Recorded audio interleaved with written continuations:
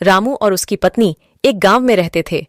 रामू बहुत ही गरीब था, लेकिन वह मेहनत मजदूरी करके अपने घर पालन पोषण कर लेता था। एक दिन उसे कोई काम नहीं मिला। उसने सोचा कि आज कुछ लकड़ियां काटकर बाजार में भेज दूंगा, और यही सोचकर वह जंगल की ओर जाते हैं।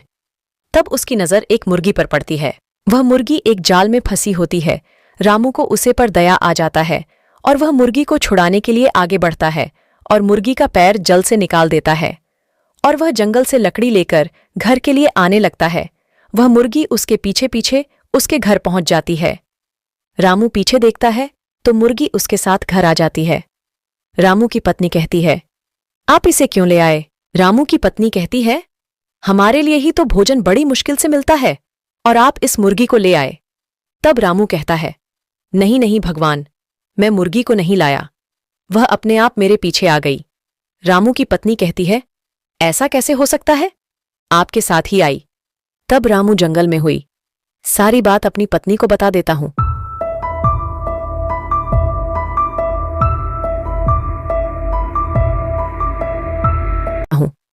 पत्नी उसे मुर्गी को अपने पास रख लेती। रामू की पत्नी और रामू खाना खाकर सो जाते और मुर्गी के लिए एक घोंसला बनाकर उसके सोने का इंतजाम कर देते हैं। रामू की पत्नी सुबह उठकर देखी है, मुर्गी ने एक अंडा दिया है जो कि सोने का, और वह रामू को जगाने लगती है। सुनिए जी, देखिए तो क्या हुआ? भगवान क्यों चिल्ला रही? रामू की पत्नी रानू से कहती है, दुनिया देखी कितना प्यारा सोने का अंड।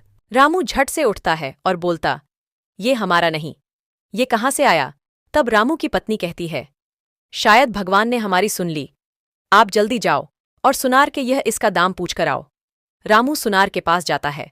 सुनार सोने का अंडा देखकर आश्चर्यचकित हो जाता है।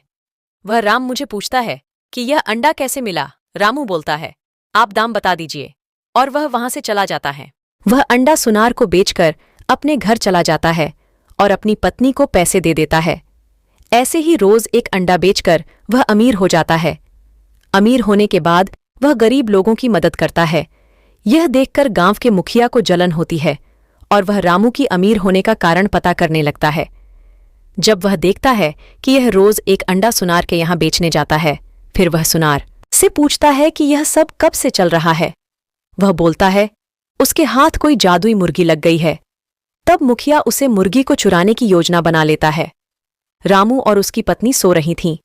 तभी वह रात को जाकर मुर्गी को पकड़ लेता है और अपने घर ले आता है, और वह सोचता है कि वह सुबह एक सोने का अंडा देगी, लेकिन वह कोई अंडा नहीं देती।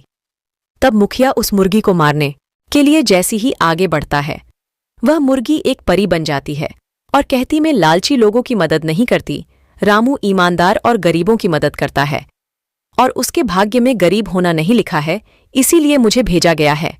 फिर वह परी वहां से चली जाती है और यहाँ रामू अपना जीवन सुख में बिताता है। तो दोस्तों, देखा आपने, जो जिसके भाग्य में वही मिलता है।